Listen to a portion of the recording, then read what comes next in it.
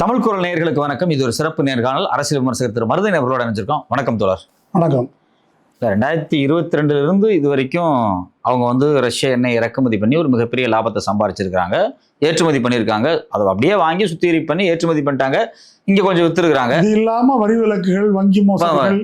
அப்ப இப்ப அந்த இவ்வளவு 3-4 வருஷம் நீங்க ஓவர் ப்ராஃபிட் சம்பாரிச்சிருக்கீங்க. இப்போ ஒரு வரி போட்டு வாங்குறது நியாயமான? இப்போ இந்த ஏத்துறீங்களே, இதுல உங்களுக்கு என்ன, இந்த விலை உயர்ந்ததனால் இவ்வளோ ரூபா செலவாகுதுன்னு சொல்லுங்க. அதை இப்படி மைக்ரண்ட் லேபரு கஞ்சிக்கு செத்தவன்ட்டேருந்து பிடுங்கிறத தவிர எங்களுக்கு வேறு வழி இல்லை அப்படின்னு சொல்லு. இவ்வளோ ரூபா எங்களுக்கு வேணும் இதை சமாளிக்கிறதுக்கு. அதை இவங்க வயிற்றில் அடித்து தான் வாங்கணும். அப்போ இதை தவிர எங்களுக்கு வேறு வழி இல்லை, இந்த நாட்டில் வேறு யார்ட்டையும் ஒன்றும் இல்லைன்னு சொல்லு. இப்போ நீங்கள் இந்த விஷயத்துக்குள்ளே போகும்போது ஜெட் ஃபியூவலுக்கு ஏற்றலையே. உள்நாட்டு விமானத்துக்கு ஏற்றலை, ஆட்டோவுக்கு ஏற்றிருக்காங்க. ஆட்டோவுக்கு ஏற்றுறீங்க, இல்லை டூ வீலரில் ஏற்றுறீங்க அப்படின்றது தான் பார்வை. அப்போ அந்த மூணாவது கேள்வி இதை எழுப்பணும். இதை சமாளிக்கிறதுக்கு நீங்கள் சொன்னதுலேருந்து நான் தொகுத்துக்கிறது அப்படின்னா, இதை சமாளிக்கணும் அப்படின்னா முதல்வர் கேட்டது ஒரு முக்கியமான பாயிண்ட். நீங்கள் வாங்கின காசுலேருந்து எடுத்து கொடுங்க. இதை வச்சு சம்பாரிச்ச கார்பரேட் முதலாளிகளுக்கு ஏதாவது வரி போட்டிங்களா?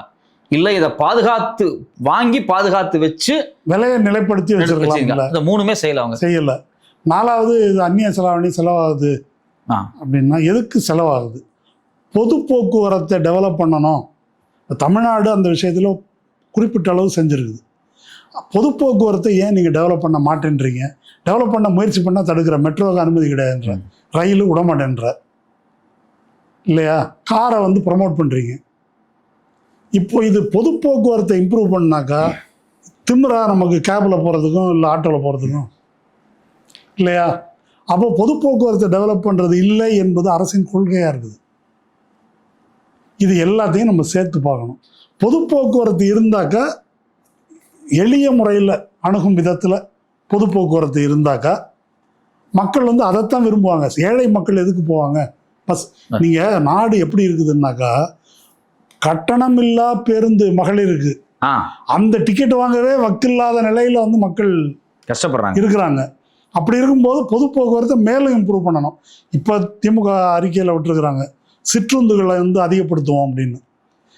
இப்போ நீங்கள் மெட்ரோ இருக்குது, சென்னையை எடுத்துக்கிட்டால் மெட்ரோ இருக்குது, ரயில்வே ஸ்டேஷன் இருக்குது. இப்போ இந்த சைக்கிள் இருக்கு இல்லையா, இங்கே எடுத்துகிட்டு அங்கே கொண்டு போய் விட்டுறலாம். ஆமாம். இந்த மெத்தட் இருந்தாக்கா எல்லாருக்கும் நீங்கள் மெட்ரோ ஸ்டேஷன்ல இருந்தோ அந்த இடத்துலேருந்து வீட்டுக்கு போகிறதுக்கு 2 கிலோமீட்டர் இருக்கலாம், 3 கிலோமீட்டர் இருக்கலாம்.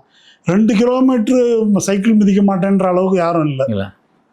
அது இருந்துச்சுன்னாக்கா சந்தோஷமாக அதை செஞ்சுட்டு போவாங்க. வாடகை சைக்கிளுக்கு என்ன காசோ அதை கொடுத்துட்டு அவ்வளோதான், முடிஞ்சு போச்சு. இப்போ இங்கேருந்து நான் வண்ணாரப்பேட்டை போகணும்னா கேப் போட்டு போனால் 600 ரூபா செலவு பண்ணணும், 500 ரூபா செலவு பண்ணணும். 40 ரூபா எடுத்தால் மெட்ரோ இருந்தால் போய் அங்கே போய் இறங்கிக்கலாம். வண்ணாரப்பேட்டை. ஆமாம், அங்கேருந்து உள்ள வீடு 2 கிலோமீட்டர் இருக்குன்னா சைக்கிள் எடுத்து போயிடலாம். இதை செய்வதில் இது சுற்றுச்சூழலுக்கு பிரச்சனை இல்லை, எண்ணெய் இறக்குமதி, அந்நிய செலாவணி செலவு இல்லை. ஆனால் இது எனக்கும் உங்களுக்கும் தெரியுது, அரசாங்கத்துக்கு, வல்லுநர்களுக்கு, ஐஏஎஸ் ஆஃபீஸருக்கு தெரியல அப்படின்னா அதை நம்ப முடியுதான்றதான் கேள்வி. இப்போ இதனால எப்படி கார்பரேட் கம்பெனிகளுக்கு லாபம்? அதாவது இது வந்துச்சு அப்படின்னா, இல்லை இது வந்துச்சு அப்படின்னாக்கா இந்த தொழில், ஆட்டோமொபைல் தொழில் இயங்காது, ஃபியூவல் கன்சம்ஷன் குறையும், பெட்ரோல் நிறுவனங்களுக்கு பாதிப்பு. ஆமாம். அப்போ நாங்கள்லாம் என்ன தொழில் செய்கிறதா என்ன அப்படின்றது தான். அப்போது இது ஏழை மக்களை மையப்படுத்தி இது இல்லை, நீண்டகால நோக்கிலையும் இல்லை, உடனடி நோக்கிலையும் இல்லை என்ற கோணத்தில் பார்க்கணும். மாறா என்ன செய்கிறாங்கன்னாக்கா, உடனே பரபரப்பாக இல்லை இது எண்ணெயே நம்பி இருக்கிறது ரொம்ப பிரச்சனை, நம்ம வெளிநாட்டை நம்பி இருக்கிறோம். கட்காரி பேசியிருக்காரு, 100% எத்தனால். அதாவது இப்போ இருக்கக்கூடிய பெட்ரோல் இறக்குமதியை நம்ப கூடாது. நம்மளே எத்தனால் தயாரித்து எத்தனாலை பெட்ரோலோட கலக்கி மிக்ஸ் பண்ணி வித்துலாம். அவர் 100% எத்தனால்ன்றாரு. பெட்ரோல் என்ன பெட்ரோல், எத்தனாலில் ஓட்டுவோம் வண்டியை. அதாவது இயற்கைக்கு மாசுபடாத ஒரு பண்ணுவோம், ஒரு கிரீன் பவர் தானே, அது நல்ல விஷயம் தானே அப்படின்னு சொல்றாரு. இப்போ அரசாங்கம் என்ன உத்தரவு போட்டிருக்குன்னா 20% எத்தனால் பெட்ரோலை மிக்ஸ் பண்ணணும் அப்படின்னு போட்டிருக்கிறாங்க. இப்போ இந்த 20% எத்தனால் அப்படின்னா எத்தனால் எதிலிருந்து வருது? முக்கியமாக ஒரு கழிவுகள்லேருந்து அப்படின்னு சொல்லலாம். அது இல்லாமல் தாவரங்கள், அதில் முக்கியமானது எத்தனாலுக்கு இப்போவும் முக்கியமாக எல்லா இடத்துலையுமே சார்ந்திருப்பது இந்த கரும்பு ஆலைகள். அதில் இருந்தால் சார்ந்து இருக்குது, அங்கேருந்து தான் வருது. அப்போது எத்தனால் 20% எத்தனால் அப்படின்றத அமல்படுத்தினாக்க 2025 கணக்கின்படி 20% எத்தனால் கலக்கணும்னா எவ்வளவு இந்தியாவில் நம்ம வந்து உற்பத்தி செய்யணும் அப்படின்னு ஒரு டேட்டா இருக்குது. அது என்ன டேட்டா அப்படின்னு சொன்னால், அதை உற்பத்தி பண்ணணும்னா 132 கோடி டன் கரும்பு வேணும். 132 டன் கோடி டன் கரும்பு வேணும். அதில் ஒரு சைபர் அடிச்சிருங்க, ஒரு லாரிக்கு 10 டன்னு. எத்தனை லாரின்னு கணக்கு பண்ணிங்க. கிட்டத்தட்ட 13 கோடி லாரி கரும்பு ஏற்றிட்டு போனோம். அதை அந்த இவ்வளவு கரும்பு உற்பத்தி செய்கிறது எத்தனை நிலம் வேணும்னா 50 லட்சம் ஏக்கர் நிலம். 50 லட்சம் ஏக்கர் நிலம். சரி, கரும்பு எல்லாருக்கும் தெரியும், தண்ணி குடிக்கக்கூடிய ஒரு பயிர். ஆமாம். அப்போ அதுக்கு எவ்வளோ தண்ணி வேணும் அப்படின்னு கேட்டால் 34,800 கோடி கனமீட்டர். கனமீட்டர்னா எல்லா பக்கம் ஒரு கனமீட்டர். இந்த கன அடிக்கு மாற்றினா புரிஞ்சுக்கலாம், தோன்ற தண்ணி இதோட வந்து புரிஞ்சுக்கலாம். இவ்வளோ தண்ணி வேணும். இது பெரிய கணக்காக சொல்கிறதுனால இதை சுருக்கமாக சொல்லணும்னாக்கா 1 லிட்டர் எத்தனாலுக்கு எவ்வளோங்க தண்ணி வேணும்? 3000 லிட்டர் வேணும். இப்போ இவங்க 20% கலக்க சொல்கிறாங்க. ஆமாம். இப்போ நீங்கள் வந்து 5 லிட்டர் பெட்ரோல் போடுறீங்க. 5 லிட்டர் பெட்ரோல்னாக்கா 20% எத்தனால்னா 4 லிட்டர் பெட்ரோலுக்கு 1 லிட்டர் எத்தனால் அப்படின்னு வருது. அப்போ 4 லிட்டர் பெட்ரோலுக்கு 3000 லிட்டர் தண்ணி. 3000 லிட்டர் தண்ணின்னா எவ்வளவு அப்படின்னா, தண்ணி லாரி வருது இல்லை, ஒரு லாரின்னு சொல்லுங்க. இப்போ 4 லிட்டர் பெட்ரோல் என் பைக்கு நான் போடுறேன் அப்படின்னா 1 லாரி தண்ணி உள்ள ஊற்றுன மாதிரி. இந்த அருமையான திட்டத்தை கட்காரி வந்து அறிவிக்கிறாரு ஏப்ரல் 22ஆம் தேதி. சரியா? ஏப்ரல் 20ஆம் தேதி அறிவித்த உடனே 22ஆம் தேதி அரசாங்க அறிவிப்பு வந்து உடனே வருது.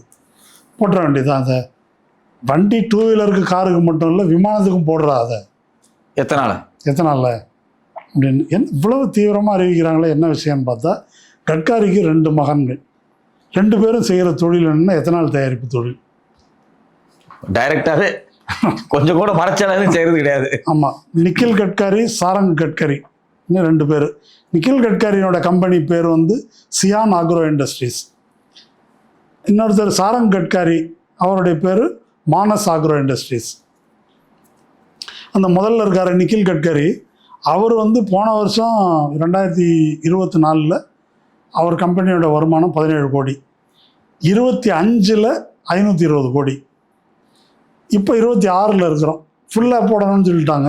5000 கோடி கூட எவ்வளோ கோடி வரும்னு தெரியாது. இந்த கட்கரின்னா கட்கரி மட்டும்னு நீங்கள் வந்து புரிஞ்சிக்கக்கூடாது. மகாராஷ்டிராவில் ஒரு பெரிய லாபி இருக்குது, சுகர் லாபின்னு. அவங்க ஒரு பெரிய சர்க்கரை உற்பத்தியில் முக்கியமான இடம். கிட்டத்தட்ட ஒரு 60-65 புது ஆலைகளை உருவாக்குவதற்கு இவங்க ஒப்புதல் கொடுத்த மாதிரி நான் பத்திரிகையில் சில செய்திகளை படித்தேன். முக்கியமாக மகாராஷ்டிரா, யூபி, கர்நாடகாவில், அப்பர் கர்நாடகாலையும் இருக்குது. அப்போ இது பூரா வறண்ட பாலைவனமாக ஆயிட்டு இருக்குது. ஒரு விவசாயி சொல்லியிருக்காரு, கிரீன் ஃபியூவல்ன்றாங்க. கிரீன் ஃபியூவல் உற்பத்தி பண்ண நிலத்தை பாருங்கன்றார். சுடுகாடு மாதிரி இருக்குது அது. அப்போது நிலத்தடி நீரை வந்து அப்படி காலி பண்ணக்கூடிய, இப்போ நம்ம வந்து சிம்பிளாக சொன்னால், இப்போ காவேரி நம்பி தமிழ்நாட்டினுடைய விவசாயிகள் இருக்காங்க, நெல் உற்பத்தியாளர்கள் இருக்காங்க. இப்போ காவேரி படுகையை ஒட்டி நிறைய சக்கரை ஆலை. தஞ்சாவூரில் அரிசி உற்பத்தி பண்ணாத தண்ணி அதிகம் செலவாகுதுன்றானுங்க. சோத்துக்கு உள்ளது. நம்மளே ஒரு வீடியோ பேசியிருக்கு, நீங்கள் இன்டர்வியூ கொடுத்துருக்கீங்க தொடர்பு குறித்து. ஆமாம். காவிரி பிரச்சனை வரும்போது எதுக்கு அனாவசியமாக டெல்டாவில் அரிசி உற்பத்தி பண்ணுறாங்க? குறைங்க தண்ணி குடிக்கிறது. அது கடிதங்கள் வேற அங்கிருந்து மத்திய அரசாங்கத்திலிருந்து ஒரு கடிதம் வந்துருக்குது. நீங்கள் வந்து ஸ்டாலின் அவர்கள் வந்து தஞ்சாவூர் கூட்டத்தில் கூட பேசினார். ஆமாம், அதுக்கு சலுகையெல்லாம் கொடுக்கக்கூடாது அப்படின்னு சொல்லி இப்போ இதை பேசியிருக்கிறாங்க. அதாவதுங்க, அரிசியை வாங்கி சோறாக்குறதுக்கு கேஸ், அந்த கேஸு விலையேற்றி முடியாது அப்படின்னு சொல்லி, கேஸு பெட்ரோல் எல்லாம் எரிபொருள் சார்ந்தது தான் வச்சுங்க, எல்பிஜி தானே அது. இப்போ என்ன செய்கிறாங்கன்னா, அந்த உணவுப் பொருளை எரிபொருளாக மாற்றுறாங்க. கரும்பு என்ன, அரிசி என்ன, உணவுப் பொருளை எரிபொருளாக மாற்றி அதை நம்ம யூஸ் பண்ணுவோன்றாங்க. அதுக்கு என்ன தேவைன்னா தண்ணி தேவை. தண்ணி போயிடுச்சுன்னா மொத்தமாக சிங்கி அடிக்க வேண்டியதான். இப்போ இது இந்த அருமையான திட்டம். இதெல்லாம் நம்ம விளக்கி சொல்ல வேணாம். இதில் என்ன பொருள் அப்படின்னு சொன்னால், அதாவது போர் நடக்குது, எண்ணெய் விலை ஏறிடுச்சு, எரிவாயு விலை ஏறிடுச்சு, அதனால் ஏற்றுறோம். அதுக்கு ஒரு மாற்று என்னென்னா எத்தனால். எத்தனாலில் கொண்டு வந்தாக்க என்னன்னா இப்படி ஒரு பேரழிவு, அதில் இவங்களுக்கு லாபம். இதுக்கு பேர் ஆங்கிலத்தில் வார் ப்ராஃபிட்டியரிங்னு பேர். போர்க்காலத்தை பயன்படுத்தி கொண்டு மக்களை கொள்ளையடிப்பது. இப்போ இதுக்கு நீங்கள் சொல்கிற தீர்வில் இதில் நீங்கள் சம்பாதிக்கிறீங்க. இப்போ எத்தனால போட்டாக்கா வண்டி நாசமாகுது, மைலேஜ் வந்து 10 to 15% குறையுது, வண்டி நாசமாகுது. ஏன் வண்டி நாசமாகுது நான் சொல்கிறேன்னா, பஜாஜ் ஆட்டோ சொல்லியிருக்கிறாங்க எத்தனால் போட்டால் வண்டி வேணால் போகும். 2023க்கு அப்புறம் தான் எத்தனால் கம்பேட்டிபிளான வெஹிக்கிளே வருது. அதுக்கு முன்னால் உற்பத்தியான வெஹிக்கிள் தான் மெஜாரிட்டி வண்டி ஓடுது. ஆமாம். அப்போ அந்த வண்டி பூரா என்னென்ன அடி வாங்குது அதை விளக்க வேண்டியதில் தனியாக நீங்கள் போய் கூகுள் பண்ணி பாருங்கள், தெரியும் அடி வாங்குதுன்றது. அப்போ எத்தனால் ஒரு குறிப்பிட்ட அளவு கலக்கக்கூடிய பிரேசிலில், சைனாவில், அமெரிக்காவிலலாம் அதுக்கு தகுந்த மாதிரி வண்டி உற்பத்தி பண்ணியிருக்காங்க. கழிவுகள்லேருந்து உற்பத்தி பண்ணுறாங்க. இப்படி இல்லை, இங்கே வந்து எத்தனால கலக்கிறதுக்காக சோளம் இறக்குமதி பண்ணுறான். இந்த கொடுமை எங்கே சொல்லுவீங்க? அமெரிக்காவோட இப்போ போட்டிருக்கிற ஒப்பந்தத்தில் சோளம் இறக்குமதியும் இருக்குது. முக்கியமான ஒப்பந்தம் வேறு அது. ஆமாம். அப்போ இதுக்கெல்லாம் என்னங்க அர்த்தம்? ஏதாவது பொருள் இருக்குதா இதுக்கு? அப்போ இது வார் ப்ராஃபிட்டியரிங் என்பது சோசியலிச நாடுகளில் 2ஆம் உலக போர் அந்த பீரியடில் மரண தண்டனைக்குரிய குற்றம். ஒரு போரில் நாடு ஈடுபட்டு போர் சூழல் நிலவும் போது அப்போ அதை வச்சு ஒருத்தன் லாபம் பார்க்குறான்னா அவன் நேரம் தூக்கில் போடு அப்படின்றது தான். அவ்வளோ கொடூரமானவர்கள். ஆனால் இப்போ அந்த கொடூரமான கொள்கை அரசாங்கத்தின் கொள்கையாக இருக்குது. போரை பயன்படுத்தி மக்களை கொள்ளையடிப்பது. எந்த மக்களை கொள்ளையடிக்கிறாங்க? இப்படி பரிதாபத்துக்குரிய மக்களை கொள்ளையடிக்கிறாங்க.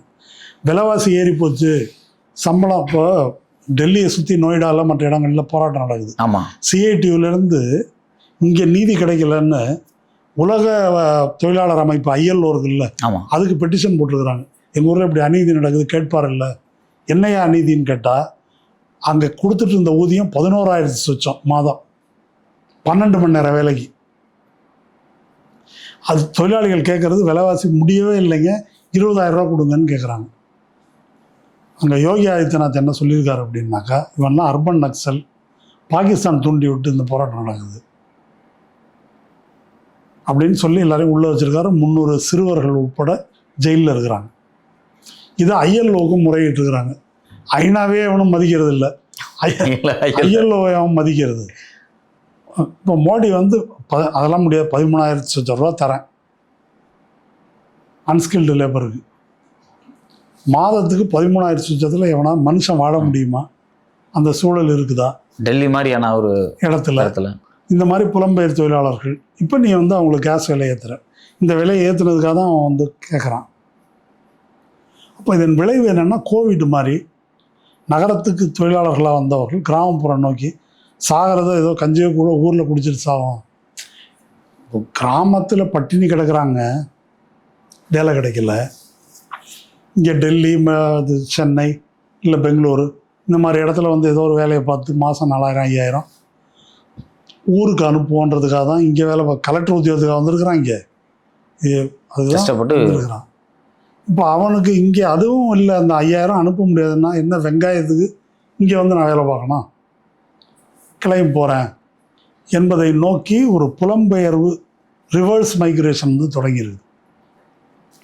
அப்போது இந்த நிலைமையை வந்து தீர்ப்பதற்கு பதிலாக இதை பயன்படுத்தி கொண்டு கொள்ளையடிப்பது. இப்போ இந்த 993 ரூபா ஏற்றுறீங்க, இந்த காசு யாருக்கு போகுது? எண்ணெய் கம்பெனிக்கு போகுது. எண்ணெய் கம்பெனின்றது யார்? பன்னாட்டு நிறுவனங்கள். நம்ம ஊரில் என்ன அம்பானி மாதிரி நிறுவனங்கள், ஆட்கள் இல்லையா? இப்போ இதில் லாபம் சம்பாதிக்கிறாங்க இல்லையா? இதில் வந்து பிரிட்டிஷ் பெட்ரோலியம் வந்து சூப்பர் ப்ராஃபிட்னு அறிவிச்சிருக்கிறான். அப்படின்னா அவனுக்கு தனியாக வரி போடுன்னு கேட்குறாங்க ஐரோப்பாவிலையும் மாதிரி. அப்படி கேட்குற கூறு நமக்கு கிடையாது. இல்லை, இப்போ அரசாங்கத்தை நோக்கி நாம் ஒரு கேள்வி கேட்குறோம் அப்படின்னு, ஃபார் எக்ஸாம்பிள் நீங்கள் வந்து 1,000 ரூபா பண்ண போகிறீங்க சிலிண்டர் அப்படின்னு நம்ம கேட்குறோம். அதை எப்படி கேட்குறது அரசாங்கத்திட்ட? அதுக்கு ஒரு முறை இருக்கு. கேட்குற முறை இப்போ வந்து கூடுன்னு மட்டும்தான் கேட்குறோம். நான் என்ன சொல்லேன்னா, எடுன்னு சொல்லணும். யார்கிட்டேருந்து எடுத்து எனக்கு கொடுன்னு கேட்கணும். என்ன ஃபார்மெட்? ஆமாம், அரசாங்கத்தில் வந்து கொடுன்னாக்கா நோட் அடித்து அப்படி கொடுக்கறது இல்லை. இப்போ இந்த விலையை குறைக்கிறதுக்காக இருக்கட்டும், அல்லது செவிலியர்கள் போராட்டம் நிரந்தரமாக்கு, தற்காலிக கான்ட்ராக்ட் பேஸில் இருக்கிற ஆசிரியர்கள் எங்களை நிரந்தரமாக்கு, அதுக்கு பணம் இல்லை அப்படின்னா நம்ம என்ன சொல்லணும்? எங்கேருந்து எடுக்கணும்னு சொல்லணும். இங்கேருந்து எடு, கொடுக்க முடியும். நான் அவனுக்கு கொடுத்துருக்கேன்ல, இப்படி இப்படி இந்த வகையில் இருக்குல்ல அதை கொடு, அல்லது ஒன்றிய அரசு நாங்கள் கொடுக்குறோம்ல ₹1 29 காசான கொடுக்குற அதை எனக்கு கொடு. இது வந்து யார் கோரிக்கை வைக்கிறோமோ அவங்க வந்து பேசணும். ஒரு பிரிவினரிடமிருந்து ஒரு வர்க்கத்திடமிருந்து எடுக்காமல் இன்னொரு வர்க்கத்துக்கு கொடுக்க முடியாது. நம்ம சேகர் பாபு எல்லாருக்கும் எல்லாம்னு பேசுகிறாங்க. அங்கே எங்கேருந்து கொடுப்பீங்க எல்லாருக்கும் எல்லாம்? அங்கேருந்து எடுத்தால் தான் இங்கே கொடுக்க முடியும். அப்போ நீங்கள் நிர்மலா சீதாராமனை கேட்டால் பட்ஜெட்டில் பணம் இல்லைன்னு சொல்லுவாங்க. இந்த பட்ஜெட்டை கூட நான் சொல்கிறேன் எப்படி எடுக்கிறதுன்னு. அதை நாம் சொல்ல வேண்டும். அதானிக்கு இப்படி கொடுத்தீங்கல்ல அதை எடுங்க, அம்பானிக்கு இதை கொடுத்தீங்கல்ல அதை எடுங்க. அது கொரோனா டைமில் கிரைசிஸ் ஆயிடுச்சு, நீங்கள் வந்து வரி குறைப்பு பண்ணீங்க, ஓகே ரைட்டு. கொரோனாக்கு பிறகு அவங்க பிஸ்னஸ் பிக்கப் ஆயிடுச்சு. கொரோனாவிலே அவங்க சம்பாரிச்சிருக்காங்க. அதான் வரலாறு. கொரோனா பயங்கரமாக சம்பாரிச்சிருக்காங்க கொரோனா, அதான் முக்கியமான விஷயம். சரி, அதை விட்டுரும். கொரோனாக்கு பிறகு தான் அவர் வந்து அவரோட சொத்து வந்து மதிப்பு கூடியிருக்கு, அதில் ஒரு 2% போட்டு எடுங்கன்னா எடுங்க, அதுக்கு வரி போட்டு எடுங்க. இப்போ அங்கே வந்து அதை கேட்குறாங்க. அதாவது இப்போ நீங்கள் இன்கேஸ் டியூ கட்ட முடியல, அந்த காலகட்டத்தில் டியூ கட்ட முடியல அப்படின்னா 2 மாதம் 3 மாதம் கழிச்சு மொத்தமாக கட்ட சொல்லியெல்லாம் சில நிர்பந்தங்கள் வந்துச்சு. அது மாதிரி ஒரு நெருக்கடியும் கொடுத்தாங்க. அது மாதிரி நீங்கள் அப்போ குறைச்சிங்க, இப்போ அதிகப்படுத்தி செட்டில் பண்ணுங்கன்னு சொல்லியிருக்கலாம். ஆமாம். அப்போ யாரிடமிருந்து எடுக்கணும் அப்படின்றத நம்ம வந்து சேர்த்து சொல்லணும், கோரணும். அது இல்லாமல் நம்ம பொதுவாக கேட்குறோம் இல்லையா, அதனால தான் அவங்க கை விரிக்கிறது, இப்படி ஏதாவது ஒன்று சொல்கிறது. அல்லது மக்கள் எப்படி பழகியிருக்காங்க அப்படின்னா, ஏன் நம்மளை நிரந்தரமாக்க முடியலன்னு அவனை போய் கேட்டால் தான் மகளிர் இவங்களுக்கு கொடுக்குறாங்க உரிமை தொகைன்னு, இல்லை பஸ்ஸு ஃப்ரீயாக விடுறாங்க. நீங்கள் டிரான்ஸ்போர்ட் ஒர்க்கருக்கு ஏன் உங்களுக்கு செட்டில் ஆகலை, போனஸ் ஏன் வரல, பென்ஷன் ஏன் வர மாட்டேங்குது, ஏன் பிரச்சனையாக இருக்குது, இப்படி ஃப்ரீயாக விட்டாக்க எப்படி வரும்? இதுதான் இவங்க தான் எதிரின்னு பார்க்குறாங்க. பெரிய அளவில் அங்கே போகிறது இருக்கு இல்லையா, அதை பார்க்க தெரியாமல் இதை பேசுவது தான் அரசியல். இதை தவிர வேறு எல்லா அரசியல்னு டெய்லி சேனலில் பேசுகிறோம். இதுதான் அரசியல். யாரிடமிருந்து எடுப்பது, யாருக்கு கொடுப்பதுன்றது தான் அரசியல். விலை ஏற்றிருக்கிறானே, இப்போ எனக்கு பெரிய அறிவு இருக்குன்றதுக்காக நான் சொல்லலை, அது அல்ல பிரச்சனை. இந்த கேள்வியை இந்த கட்சி கேட்க தெரியலையே, இதை ஏன் யாரும் கேட்க மாட்டேன்றாங்க? ஏன்டா நான் தான் கொடுக்கணுமா அந்த சிலிண்டருக்கு இந்த காசை? யார் கைவண்டியில் பிஸ்னஸ் பண்ணுறாங்கல்ல, தள்ளு வண்டியை கையேந்தி போவேன், அதுக்கு நாளைக்கு விலை ஏற போகுது. டீ விலை ஏற ₹20 ஆக போகுது. இதில் குறிப்பாக சென்னை மாதிரி நகரங்களில் இரவு நேர கடைகளில் பெரும்பாலும் பெண்கள் இட்லி தோசை ஏதாவது வித்துட்டு இருக்கக்கூடிய அந்த ரோட்டு கடை, அது பெரும்பாலும் இப்போ மூடப்பட்டு இருக்கு சிலிண்டர். நீங்கள் அவ்வளோ வேண்டாங்க, மீனம்பாக்கம் ஏர்போர்ட்டுக்கு போங்க, நல்லா மேக்கப் போட்டுக்கிட்டு பெண்கள் ஆண்கள் எல்லாம் கழுத்தில் இந்த அட்டை கட்டி தொங்க விட்டுக்கிட்டு இண்டிகோ இந்த விமானம் பார்த்தா பயங்கரமான ஆள் மாதிரி இருக்கும், கையேந்தி போனில் வந்து நிற்பாங்க. எல்லாம் ஃப்ளைட்டில் ஒர்க் பண்ணுறவங்க தான், அந்த கம்பெனியில் ஒர்க் பண்ணுறவங்க தான். இப்போது இந்த கையேந்தி போனில் வாங்கி தின்றான் இல்லையா, இவனுக்கு வரி, இண்டிகோ முதலாளிக்கு சலுகை. இதை போய் எங்கே போய் சொல்லுவீங்க? இதை கேட்க தெரியலை, இதெல்லாம் எங்களுக்கு கேட்க தெரியல, நாங்கள் அரசியல் கட்சி நடத்துகிறோன்றாங்க. எதுக்கு நடத்துகிறாங்கன்னு எனக்கும் தெரியல. கட்சி நடத்துறது அது யாராக வேணா இருக்கட்டும். சாமானிய மக்களை விட்டுருவோம், அவங்களுக்கு கேட்க தெரியல, ஒரு நியாயம் இருக்குது, அவங்க பாவம் அப்படின்னு சொல்லலாம். ஆனால் நம்ம ஒரு அறிவுத்துறையினர் ஊடகத்தினர் அப்படின்னு வந்து உருட்டுறாங்கன்னு, பத்திரிகையாளர்கள் விவாதம் பண்ணக்கூடியவர்கள். இந்த கேள்வியை கேட்டால் என்ன பண்ண கேட்கறது, என்ன இதெல்லாம் பொய்யா நான் சொல்கிறது? இந்த கேள்வியை கேட்க முடியாதா? இப்படி கேள்வி கேட்பதில்லை. ரொம்ப நன்றி. நன்றி.